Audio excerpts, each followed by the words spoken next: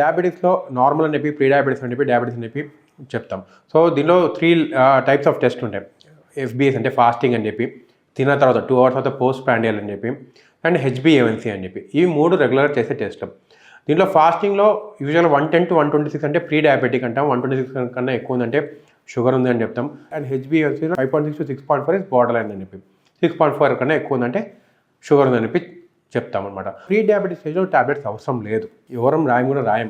So pre diabetic స్టేజ్కి tablets అవసరం లేదు. సో ప్రీ డయాబెటిక్ స్టేజ్ నార్మల్గా అయ్యే ఛాన్సెస్ చాలానే ఉన్నాయి. So same thing, diet control చేసుకుని ఫిజికల్ ఎక్సర్సైజ్ చేసుకుంటా వెయిట్ లాస్ అయితే ఆ ప్రీ డయాబెటిక్ స్టేజ్ నుంచి నార్మల్ స్టేజ్కి రావచ్చు.